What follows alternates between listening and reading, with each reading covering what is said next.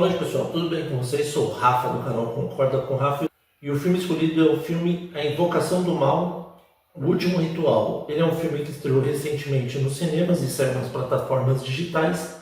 A nota na IMDb é uma nota até que boa ou mediana, de 6.3 de 10. O filme é dirigido por Michael Chaves, ele é mais conhecido pela Freira 2. Então vamos falar desse filme, que é o último filme do Ed e Lorraine Warren, que mostra o caso mais bizarro que eles confrontaram. Começa a história mostrando eles mais novos, o Ed e a Lorraine, onde que ela estava grávida, e aí ela chega numa loja de antiguidades onde uma mulher fala para ela que um demônio possuiu o pai dela e matou ele. Só que o problema é que a Lorraine, como ela é mais sensitiva, ela pede para o Ed deixar ela sozinha. E aí, quando ela vai, tem um espelho com 3 anjos, parece, ou 3 cabeças, muito bonito por sinal. E aí o espelho começa a se comunicar com ela. E aí ela faz a maior besteira da vida dela, que é encostar nesse espelho. Quando ela põe o dedo, o espelho trinca e ela começa a ter contrações, onde ela com certeza está afetando alguma coisa na gravidez. O Ed fica desesperado, leva ela para o hospital. Ela acaba parindo a criança, só que antes de ela parir, pessoal, ela vê uma pessoa, um vulto negro no teto, se aproximando da onde ela está deitada. E aí, para piorar a situação, ela acaba de parir, só que o neném não chora. E aí os médicos tentam reanimar o neném, até que ela fala, não, me dá o neném aqui no colo, não importa se ele está vivo ou morto, me dá aqui no colo. E aí quando ela está segurando o neném no colo, misteriosamente ela começa a chorar, pessoal, indicando que ela conseguiu sobreviver. Só que, como eu disse, ela fez o maior erro da vida dela. Por quê? Porque nos anos de 1970 e pouco para 80, uma casa que não sei como conseguiu esse tal mesmo espelho, levou para casa de presente para a filha mais nova.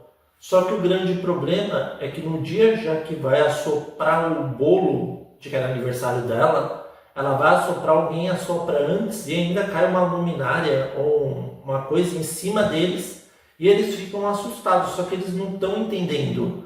Até que a irmã dela fala, não, vamos se livrar desse espelho, eu tenho uma ideia, ele é bizarro, vamos pegar ele, vamos colocar ele no lixo, que o caminhão de lixo vai passar a noite, ele pega ele e a gente se livra do problema, já que eu acho ele bizarro. Só que o problema é quando o caminhão de lixo coloca o espelho e começa a destruir o vidro, a trincar, a irmã dela, que ela que falou que era para se livrar, começa a vomitar sangue. E a gente vê que sai um caco de vidro da boca dela. A irmã fica desesperada, o pai corre pro médico para tentar salvá-la, porque ela está vomitando sangue. E aí a gente vê que essa família, a tal da família Smurf, vai sendo atormentada por esses, diria, fantasma ou demônio, onde que ele, como eu disse, ele tentou matar a Lorraine, tanto que ninguém tinha conseguido mal fazer alguma coisa para ela. E aí, passado o mesmo tempo, em 1986, a gente vê que a filha dela está noiva e está prestes a casar com o tal do Tony. E a gente descobre também que o Ed já teve um infarto e é propício a ter outro. E aí ele conhece o tal do Tony, joga uma partida de tênis de mesa com ele, e aí ele já começa a ter alguns problemas. Até que o Tony fala que vai casar com ela, ela diz que aceita.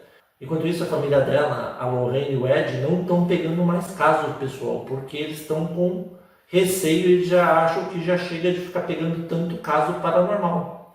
Só que o Tony, ele não acredita muito nessas coisas e acha que não tem muita coisa a ver. E ele se acha excluído pelo Ed, pessoal. Ele se sente excluído. Até que a gente vê que a cena que a filha dele decide experimentar um vestido de noiva e começa a ser atormentada por uma senhora, por uma velha bizarra que aparece dentro do vestido. E aí com isso ela começa a chorar, só que ela vai mentindo para a mãe, pessoal. Ela não conta que ela é sensitiva que nem a Lorraine. Mesmo ela sabendo que a filha dela é tão sensitiva quanto ela não conta. E ela também é atormentada por aquela bendita boneca Annabelle, que vai aparecendo para ela e vai atormentando ela até não poder mais. Só que as coisas estão por piorar. Como a família Smurf foi atormentada, até vários padres tentaram exorcizar lá a casa, tentaram fazer coisa, e como era uma família que tinha muitas pessoas, eles não tinham dinheiro, eles ficaram sendo atormentados. Eu vi na internet por mais de uma década, pessoal, até que acontece uma coisa que vai tentar ajudá-los da pior forma possível. O padre Gordon era um padre que trabalhava junto com o Ed e a Lorraine.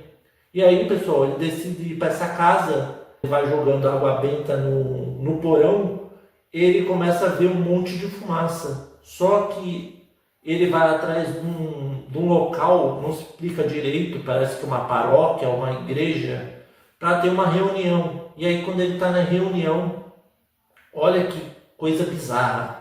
Ele atende o telefone que começa a tocar, a secretária some e ela fala uma pessoa que está aberta, que ele pode entrar. A porta é aberta, vem uma escuridão intensa, a gente vê o padre pegando o fio da enceradeira, se enforcando e se jogando. E aí quando acontece isso, a Judy, como era muito amiga, junto com a Ed e Lorraine, vai lá no velório, até que um dos bispos fala que o padre Gordon não sabe porque estava na Pensilvânia. Quando a Judy escuta isso, ela decide ir atrás da família Smurf.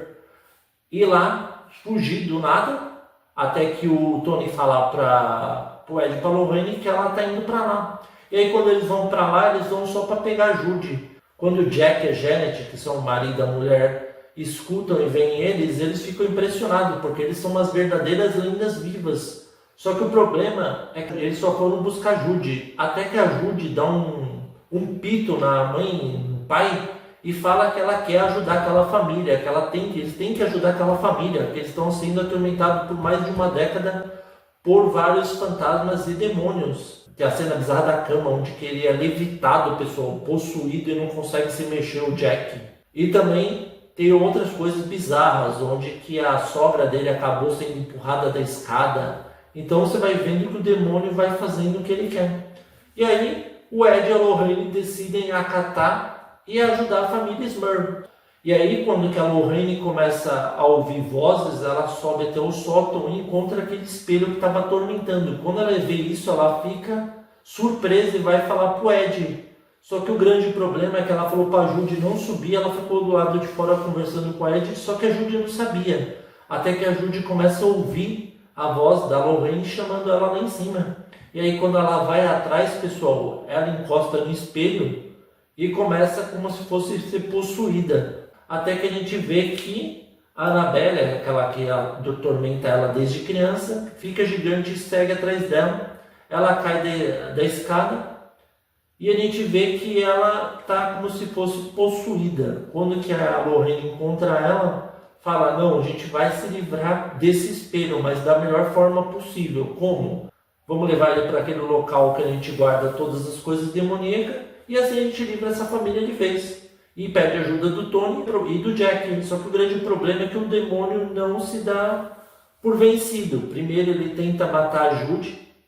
E aí depois, pessoal, ela consegue de novo. A mãe dela pede para Deus salvar a vida dela. E finalmente ela consegue retornar do mundo dos mortos de novo. E aí eles têm que se livrar do espelho. E aí, como que eu disse, o Tony, o Jack e o Ed vão tentando carregar o espelho. Só que o espelho pesa muito. E ainda para ajudar, ele acaba caindo da escada do Jack, machucando a perna, que o espelho cai em cima da perna dele. E aí sobra para o Tony e para o Ed se livrarem. E aí ele começa a ler as coisas, fazendo tipo um ritual para se livrar, um exorcismo.